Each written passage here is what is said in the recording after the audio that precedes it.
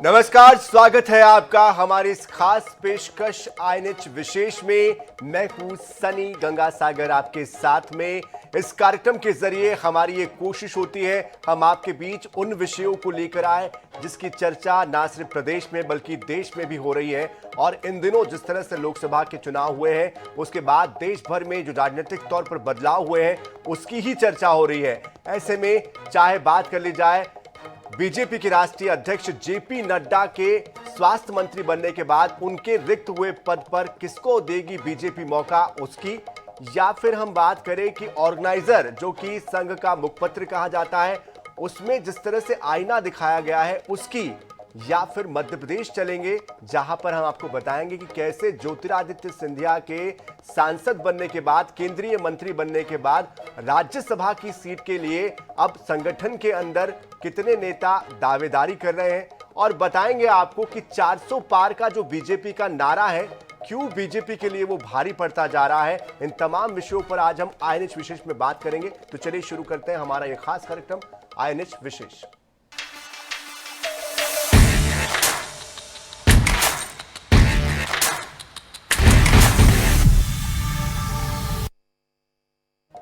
तो जैसा कि हमारा विषय ही है नड्डा के बाद कौन। जी हां, ये एक बड़ा सवाल है क्योंकि उनका कार्यकाल बीजेपी ने बढ़ा दिया था। चुनाव के ठीक पहले उनका कार्यकाल समाप्त हुआ था।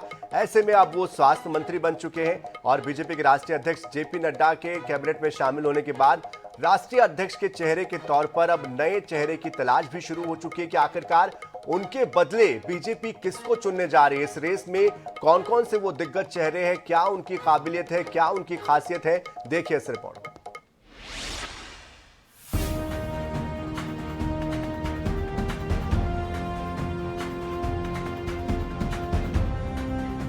भाजपा के मौजूदा अध्यक्ष जेपी नड्डा अब प्रधानमंत्री नरेंद्र मोदी की कैबिनेट का हिस्सा बन गए हैं, जिससे भाजपा को नया अध्यक्ष मिलने की संभावना है। पार्टी सूत्रों ने संकेत दिया है कि इस महीने के आखिरी तक प्रधानमंत्री मोदी के इटली दौरे से लौटने के बाद पार्टी का कार्यकारी अध्यक्ष चुना जाएगा।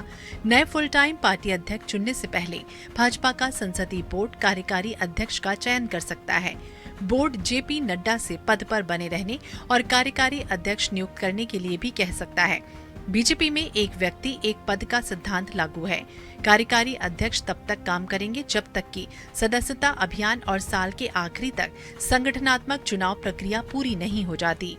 भाजपा के संविधान के मुताबिक राष्ट्रीय अध्यक्ष का चुनाव तभी होता है जब 50% राज्यों में संगठनात्मक चुनाव पूरे हो जाते हैं। सदस्यता अभियान जुलाई में शुरू होगा और करीब 6 महीने तक चलेगा। दिसंबर जनवरी में नए अध्यक्ष का चुनाव होगा। कार्यकारी अध्यक्ष को पूर्णकालिक अध्यक्ष भी चुना जा सकता है। निर्वाचित अध्यक्ष का कार्यकाल जनवरी 2025 से शुरू होगा। जेपी नड्डा को 2019 में कार्यकारी अध्यक्ष बनाया गया था और जनवरी 2020 में औपचारिक रूप से उनका चुनाव हुआ। अमित शाह को गृह मंत्री बनाए जाने के बाद पार्टी की जिम्मेदारी नड्डा को सौंपी गई थी। नड्डा का कार्यकाल इस साल जनवरी में खत्म हो गया, लेकिन आम चुनाव को देखते हुए उन्हें जून के आखिरी तक विस्तार दिया गया है। बता दें कि 2 बार नड्डा के अध्यक्ष पद के कार्यकाल का विस्तार किया जा चुका है और पार्टी के नए अध्यक्ष के लिए संभावित उम्मीदवारों में पार्टी महासचिव विनोद तावड़े, सुनील बंसल और नरेंद्र सिंह तोमर के नाम प्रमुखता से चर्चा में हैं। सुनील बंसल की बात करें तो वो भाजपा की राष्ट्रीय महासचिव और राष्ट्रीय स्वयंसेवक संघ के पूर्व प्रचारक चाहते हैं। लोकसभा चुनाव प्रचार के दौरान बंसल ने देश भर के सभी कॉल सेंटरों को संभाला, फीडबैक जमा किया और जमीनी स्तर पर कार्यकर्ताओं को प्रोत्साहित करने का काम किया। सुनील बंसल उड़ीसा, बंगाल और तेलंगाना के प्रभारी भी हैं। बीएल संतोष की बात करें तो वो इस समय राष्ट्रीय महासचिव यानी बीजेपी में अध्यक्ष के बाद दूसरे सबसे ताकतवर पद पर हैं। 2008 में कर्नाटक विधानसभा चुनाव में जीत दिलाने में इन्होंने अहम भूमिका निभाई। कर्नाटक में आरएसएस के हार्डलाइनर प्रचारक रहे हैं। आरएसएस से जुड़े रहने का फायदा इन्हें मिल सकता है। दक्षिण भारत के प्रभारी के तौर पर संबंधित राज्यों में बीजेपी को मजबूत करने की जिम्मेदारी भी इन पर रही है। तीसरे दावेदार में बात करें तो विनोद तावड़े का नाम आता है। 1995 में इन्हें पहली बार बीजेपी की तरफ से महाराष्ट्र महासचिव बनाया गया। इनकी सांगठनिक क्षमता को देखते हुए 2002 में इन्हें दोबारा ये जिम्मेदारी दी गई। 2014 में महाराष्ट्र के बोरीवली विधानसभा सीट से चुनाव जीतकर देवेंद्र फडणवीस की सरकार में शिक्षा मंत्री बने। तावड़े 12वीं और 13वीं लोकसभा चुनाव में बीजेपी की समन्वय समिति के प्रमुख सदस्य थे। इनके बारे में कहा जाता है कि कुशल प्रशासक के साथ साथ कुशल संगठनकर्ता भी हैं। विनोद तावड़े हरियाणा के प्रभारी रह चुके हैं। इनके प्रभारी रहते ही हरियाणा में मनोहर लाल खट्टर की सरकार बनी थी। बीजेपी अपने चौंकाने वाले फैसलों के लिए जानी जाती है। कोई बिल्कुल नया नाम भी सामने आ सकता है जिसकी मीडिया में कोई चर्चा नहीं।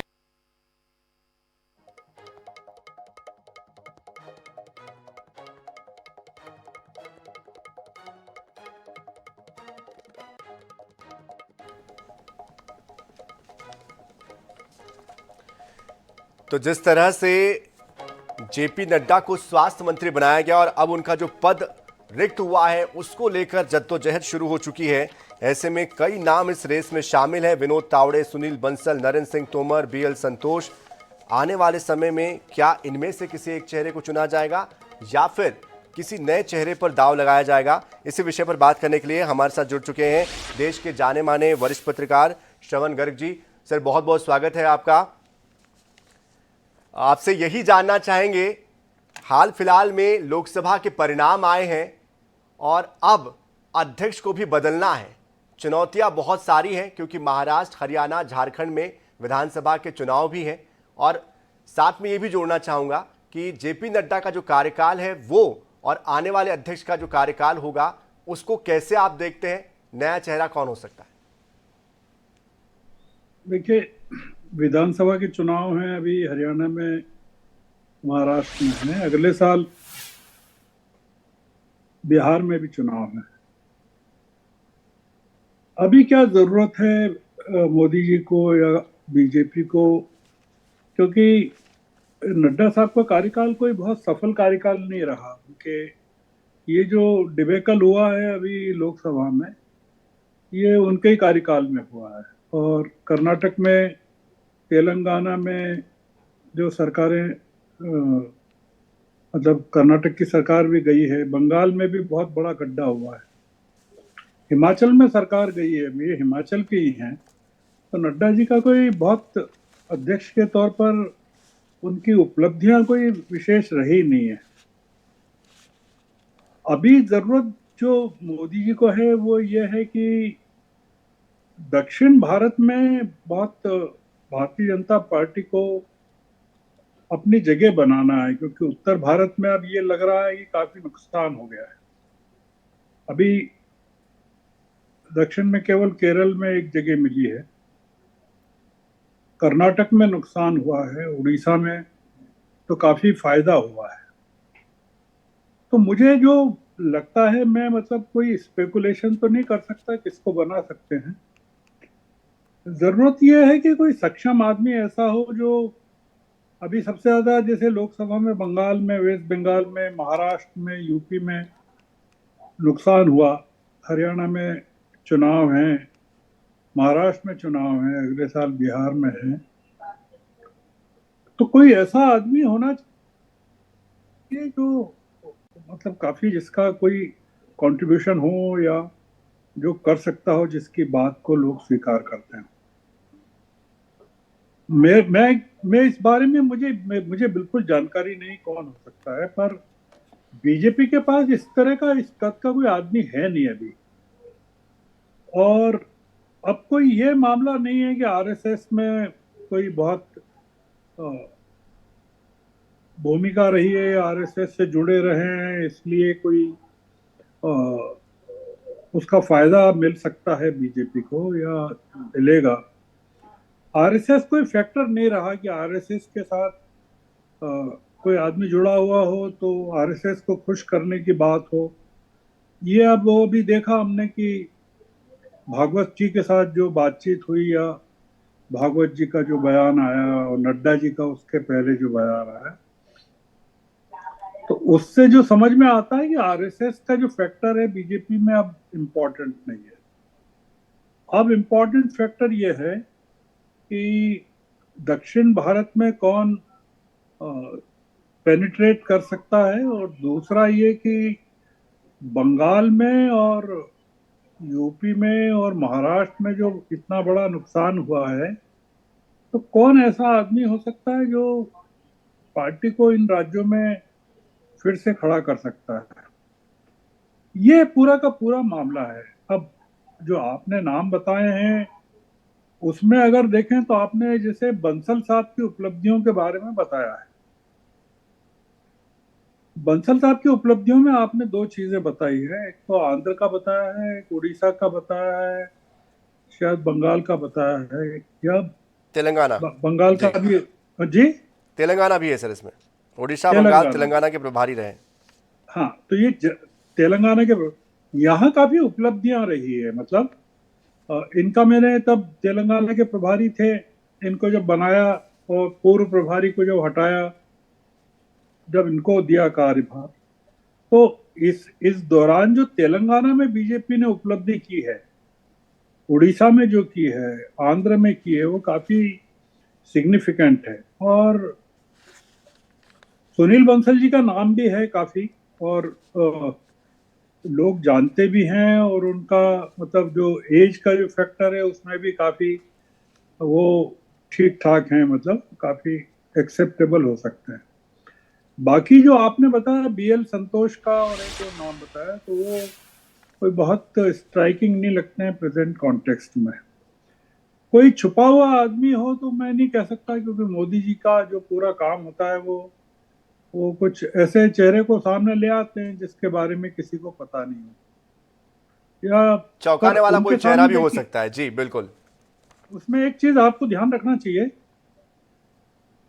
कि दो चीजों के चुनाव होना है, एक स्पीकर का और एक अध्यक्ष का। अपने को अध्यक्ष का जो मामला है वो भी स्पीकर के साथ देखना चाहिए कि स्पीकर उनको इस बार दक्षिण का देना है। तो क्योंकि दक्षिण के ऊपर बहुत जोर है इनका, जो इनका नाम चल रहा है आंध्र के पुरंदरी का, डी पुरंदेश्वरी, पुरेंद्रश्री देवी का जो चल रहा है, भुवनेश्वरी देवी जो तमिल इनके जो पति हैं ना, उनकी पत्नी है, ये तेलुगु देशम के जो चंद्रा बाबू हैं, बिल्कुल, उनकी पत्नी भुवनेश्वरी देवी उनकी बहन है वो। हालांकि दोनों के संबंध ठीक नहीं है, और चंद्रबाबू से तो बहुत नाराज हैं वो, और एनटीआर की बेटी हैं वो, तो वो एक अलग मुद्दा है। पर उनका नाम इसलिए चल रहा है कि आगे चल के बीजेपी को जो उपलब्धियां हासिल करना है वो आंध्र में, पार्लियामेंट में, तेलंगाना में मिलाकर जो दक्षिण का हिस्सा है उस पर फोकस खास रहने वाला है। लेकिन मैं आपसे निवेदन करूंगा सर, हमारे साथ आप बने रहिएगा, क्योंकि अगला जो विषय है वो भी बहुत महत्वपूर्ण है, आरएसएस से जुड़ा ये विषय है, और उस पर आपकी प्रतिक्रिया हम जरूर चाहेंगे। और चूंकि ऑर्गेनाइजर ने आईना दिखाया है, तो जो आईना दिखाया है इससे जुड़ी ही ये खबर है। क्या है ये पूरा मामला, ये भी आपको बताते हैं। तो राष्ट्रीय स्वयंसेवक संघ की पत्रिका ऑर्गेनाइजर में छपे एक आर्टिकल ने राष्ट्रीय राजनीति में बवाल मचा दिया है। मैगजीन में स्वयंसेवक रतन शारदा ने एक लेख लिखा है, और 400 पार का जो नारा देने वाली बीजेपी है वो महज 240 सीटों पर लड़खड़ा गई है। इस आर्टिकल में ये बातें लिखी गई है, और जिसके पीछे बीजेपी नेताओं का अति आत्मविश्वास से भरा होना बताया गया है। रतन शारदा ने लिखा है कि बीजेपी ने कई जगहों पर स्थानीय नेताओं की अनदेखी की है और टिकट बांटे, जिससे कि पार्टी को बड़ा नुकसान उठाना पड़ा है। देखिए इस रिपोर्ट में। राष्ट्रीय स्वयंसेवक संघ से जुड़े ऑर्गेनाइजर में छपे आर्टिकल ने एक नई बहस छेड़ दी है, जिसमें लोकसभा चुनाव में बीजेपी के खराब प्रदर्शन के कारणों को गिनाया गया है। आर्टिकल में लिखा गया है कि लोकसभा चुनाव में 400 पार का नारा देने वाली बीजेपी महज 240 सीटों पर लड़खड़ा गई है। इसका कारण ये है कि भाजपा नेताओं का अति आत्मविश्वास, आएगा तो मोदी ही, इस भरोसे में रहने वाले कार्यकर्ता जमीनी हकीकत से अनजान रहे।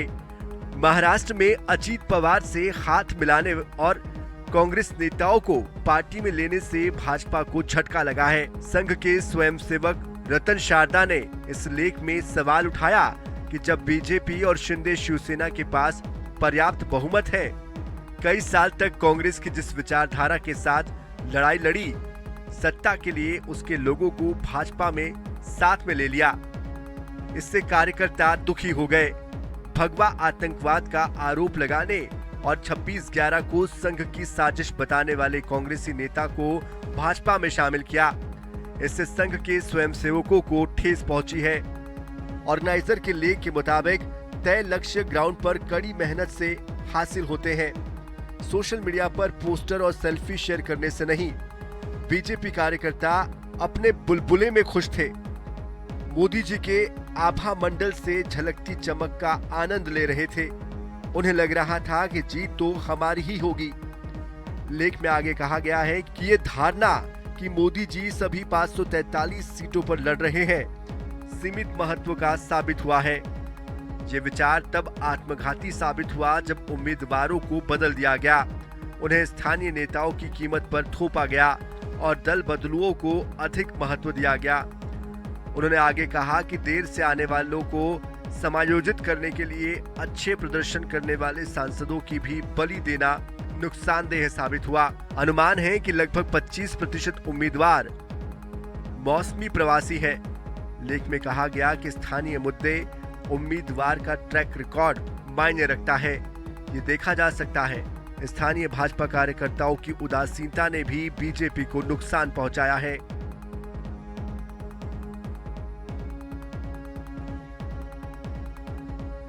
Bureau report, INS 24/7।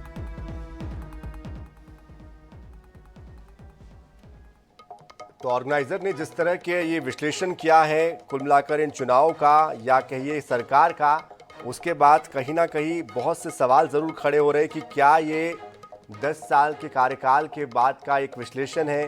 क्या इसे हम इस तरह से देखें कि हाल ही में जेपी नड्डा ने एक न्यूज़पेपर में जो इंटरव्यू दिया था जिसमें उन शब्दों का इस्तेमाल जो उन्होंने किया था जिसमें आरएसएस के महत्व को कम दिखाया गया, क्या ये उसकी प्रतिक्रिया है? जो परिणाम आए हैं उसके जरिए आईना दिखाने की कोशिश है। और इसी के साथ हमारे साथ श्रवण गर्ग जी लगातार जुड़े हुए वरिष्ठ पत्रकार हमारे साथ लगातार विश्लेषण अपना बता रहे हैं। सर, ये जो लेख आया है, जो विश्लेषण है, ये जो आईना दिखाने वाला विश्लेषण है, क्या ये इसकी प्रतिक्रिया है जो हाल ही में जेपी नड्डा ने कहा था कि पहले हम इतनी बड़ी पार्टी नहीं थे, अक्षम थे, आरएसएस की जरूरत पड़ती थी, आज हम काफी आगे बढ़ चुके हैं, अकेले के दम पर आगे बढ़ने में हम सक्षम हैं? क्या ये उसी की प्रतिक्रिया है? देखिए, ये उसकी प्रतिक्रिया सार्वजनिक है, मतलब अंदरूनी तो सार्वजनिक इसलिए कह रहा हूं मैं कि नड्डा जी ने सार्वजनिक रूप से कहा तो इन्होंने भी सार्वजनिक रूप से कह दिया। अंदर के खाने में तो ये मतलब दोनों को एक दूसरे के बारे में पता था कि दोनों के क्या संघ के बारे में बीजेपी में क्या विचार है और बीजेपी के बारे में संघ में क्या चल रहा है, ये दोनों को पता था। नड्डा जी ने चूंकि 5वें चरण के चुनाव के ठीक एक दिन पहले 20 मई को कहा और पब्लिकली कहा, तो उससे आरएसएस को लगा होगा कि जवाब भी पब्लिकली दिया जाना चाहिए। हालांकि ऑर्गेनाइजर ने कर्नाटक में हार के बाद भी ऐसे एक आर्टिकल लिखा था और उसमें भी ये कहा था कि केवल हिंदुत्व और मोदी जी के चेहरे के दम पर चुनाव नहीं लड़ा जा सकता। देखिए, इसमें जो मुद्दा ये है कि आरएसएस का कोई लेना देना नहीं है। आरएसएस को पढ़ना नहीं चाहिए इन चीजों में कि भाई उम्मीदवार क्या खड़े किए। जैसे आरएसएस के आर्टिकल में इस चीज का कोई जिक्र नहीं है कि पिछली 2 बार मोदी जी जीत गए इतने बड़ी संख्या में, तो उसका कारण, सबसे बड़ा कारण यह था कि विपक्ष का वोट बटा हुआ था और विपक्षी बटे हुए थे। अब आरएसएस ने इस बारे में कुछ नहीं कहा कि इस बार विपक्ष पूरी तरह एकजुट हो गया और वोटों का बंटवारा नहीं हुआ। अब आरएसएस का कोई, मेरा ये मानना है कि ये आरएसएस को न चुनाव लड़ना है, न कभी चुनाव लड़ते हैं वो लोग। उनकी एक भूमिका है, सलाहकार की भूमिका भी हो सकती है, क्योंकि वो लोग ग्राउंड में रहते हैं तो उनको फीडबैक अच्छा मिलता है जनता का। तो वो, पर जैसे आरएसएस का जहां काम है मुख्यतः मध्य प्रदेश में काम है, तो देखिए पूरी की पूरी सीटें मिल गई, गुजरात में मिल गई, छत्तीसगढ़ में मिल गई, एक सीट को छोड़ दें छत्तीसगढ़ में। तो आरएसएस का जहां काम है या वहां तो जीत मिल गई, बीजेपी को काफी जीत मिली है, अच्छी जीत मिली है। अब जहां हार गए हैं, कम सीटें मिली है, तो कहां हार गए? जैसे उत्तर प्रदेश में हार गए, बंगाल में हार गए या महाराष्ट्र बिल्कुल, में तो हार इससे सबक लेती हुई दिखाई देगी भविष्य में बीजेपी? नहीं, बीजेपी को कोई सबक नहीं लेना है इससे। बीजेपी को आरएसएस से सीख के कोई सबक नहीं लेना है। मतलब आरएसएस को कोई, बीजेपी ने अपना मैंडेट नहीं दिया कि आप हमको सबक सिखाइए। आरएसएस अपना खुद की हेड मास्टरी कर रहे हैं, सिखा रहे हैं वो बीजेपी को। मतलब आपने या मैंने कोई शारदा साहब का, रतन शारदा का इसके पहले नाम नहीं सुना होगा। बिल्कुल।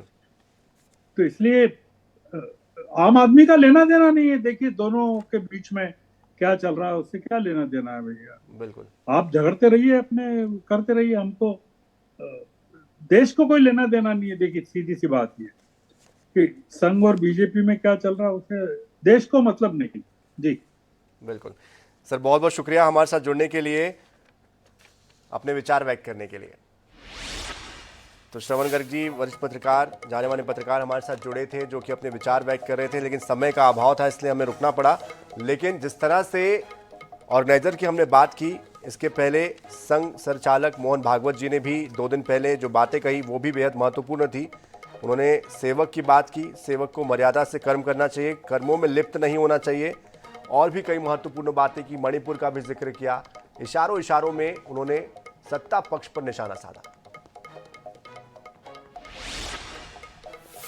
लेकिन इन चुनावों में अब की बार 400 पार नारे से भी क्या नुकसान पहुंचा है? जी हां, बीजेपी जहां लोकसभा चुनाव में खराब प्रदर्शन के गम को भूलने की कोशिश कर रही थी, तो वहीं इंडिया गठबंधन में शामिल दल ही अब 400 पार के नारे पर सवाल उठाने लगे हैं। महाराष्ट्र के मुख्यमंत्री एकनाथ शिंदे ने कहा है कि लोकसभा चुनाव में 400 पार के नारे की वजह से एनडीए को नुकसान उठाना पड़ा है।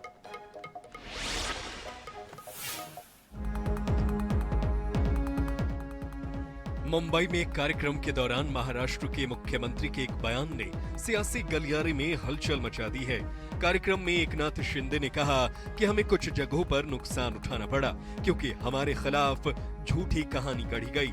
400 पार के नारे के कारण लोग हम पर संदेह करने लगे और झूठी कहानियों पर विश्वास करने लगे।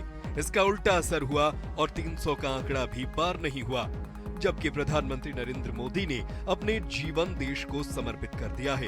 एकनाथ शिंदे ने कहा कि 400 पार नारे का उद्देश्य 400 से अधिक लोकसभा सीटें जीतना था, लेकिन कुछ क्षेत्रों में इसको लेकर विपक्ष की तरफ से नकारात्मक कहानियां बनाई गई कि संविधान बदल दिया जाएगा, इसीलिए 400 पार का लक्ष्य एनडीए ने रखा है। जो झूठा नैरेटिव सेट किया गया उससे हमें कुछ जगहों पर नुकसान हुआ। महाराष्ट्र में भी हमें नुकसान हुआ। संविधान बदल जाएगा, आरक्षण खत्म हो जाएगा, ये चर्चाएं थीं, लेकिन ऐसा कुछ नहीं होने वाला था। लेकिन 400 पार नारे ने सारी समस्या पैदा कर दी। इस बार को लोकसभा चुनाव में महाराष्ट्र में बीजेपी का प्रदर्शन खराब रहा है और वो 48 में से केवल 9 सीटें जीत सकी है, जबकि 2019 में 23 निर्वाचन क्षेत्रों में सफलता मिली थी। वहीं शिंदे गुट के नेतृत्व वाली शिवसेना को इस बार 7 सीटें और अजित पवार के नेतृत्व वाली एनसीपी को सिर्फ 1 सीट मिली है, जबकि विपक्षी खेमे में कांग्रेस, शिवसेना, उद्धव ठाकरे और एनसीपी शरद पवार के एमवीए गठबंधन को 48 सीटों में से 30 पर जीत मिली है। Bureau report, I news 24/7। और मध्य प्रदेश में राज्यसभा की रेस जारी है। गुना से सांसद बनने के बाद ज्योतिरादित्य सिंधिया की राज्यसभा सीट रिक्त घोषित हो गई है और ऐसे में चर्चा इस बात की हो रही है कि इस सीट पर किसे मौका मिलेगा, क्योंकि विधानसभा में संख्या के हिसाब से ये सीट बीजेपी के खाते में जाना तय है। सिंधिया की राज्यसभा सीट पर किसे मौका? एक सीट पर 4 दावेदार। उपचुनाव में बीजेपी से कौन उम्मीदवार? इस बार ज्योतिरादित्य सिंधिया फिर केंद्रीय मंत्री बन चुके हैं। पहली बार वो राज्यसभा से सांसद चुने गए थे, लेकिन इस बार गुना से उन्होंने लोकसभा चुनाव जीता। अब उनकी राज्यसभा सीट भी रिक्त घोषित हो गई, जिस पर उपचुनाव होगा। लेकिन इस सीट पर 4 दावेदार नजर आते हैं। सवाल ये कि इस बार किसको मौका मिलेगा, क्योंकि विधानसभा में संख्या के हिसाब से खाली होने वाली राज्यसभा की सीट फिर भाजपा के खाते में जाना तय है। हालांकि नए राज्यसभा सांसद का कार्यकाल 2 साल का ही रहेगा। देखिए, भारतीय जनता पार्टी सही समय पर सही निर्णय लेती है। इस तरह के जो भी निर्णय जिस समय लेने की आवश्यकता होगी, सामूहिक नेतृत्व कार्यकर्ताओं के आधार पर निर्णय लेगा और दायित्व जिस कार्यकर्ता को दिए जाना होगा वो तय करेगा। भाजपा सूत्रों का कहना है कि पार्टी एक बार फिर जाति समीकरण को ध्यान में रखकर उम्मीदवार तय करेगी। हालांकि लोकसभा चुनाव के प्रचार के दौरान अशोकनगर में केंद्रीय मंत्री अमित शाह एक सभा में पूर्व सांसद केपी यादव को दिल्ली ले जाने का संकेत दे चुके हैं।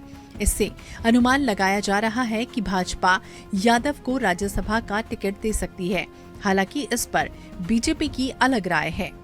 तो नरोत्तम मिश्रा जी का जो दावा है वो उनका मजबूत दावा है, क्योंकि उन्होंने न्यू एंट्री को लेकर बहुत बड़ी मुहिम चलाई थी और कांग्रेस में बड़ी संख्या में लोगों को तोड़कर भारतीय जनता पार्टी में शामिल हुए थे। और जो जीत हुई है भाजपा की, उसमें कहीं ना कहीं नरोत्तम मिश्रा का योगदान है। तो वो तो एक दावेदार हैं। केपी सिंह को केवल इसलिए दावेदार माना जा रहा है कि वो सिंधिया की सीट खाली हो रही है, तो वो भी हो सकते हैं। और पार्टी के पास बहुत सारे कास्ट इक्वेशन है कि आपको किस वर्ग से देना है। आइए अब आपको बताते हैं कि राज्यसभा की सीट पर कौन कौन दावेदार हैं। पहला नाम गुना के पूर्व सांसद केपी यादव का है। इनका टिकट काटकर बीजेपी ने ज्योतिरादित्य सिंधिया को कैंडिडेट बनाया। केपी से पिछले चुनाव में ज्योतिरादित्य हार चुके हैं। उस समय सिंधिया कांग्रेस में थे। केपी यादव को लेकर अमित शाह भी संकेत दे चुके हैं कि उन्हें बड़ी जिम्मेदारी मिलेगी। दूसरे दावेदार हैं नरोत्तम मिश्रा। नरोत्तम राज्य सरकार में मंत्री रहे, ब्राह्मण चेहरा है और अमित शाह के करीबी हैं। इस लोकसभा चुनाव में वो न्यू जॉइनिंग टोली के संयोजक भी रहे हैं।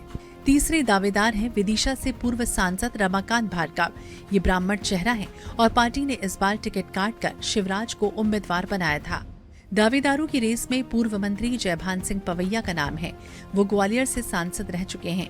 राम जन्मभूमि आंदोलन से जुड़े रहे। महाराष्ट्र भाजपा के सह प्रभारी भी हैं। Bureau report INH 24/7।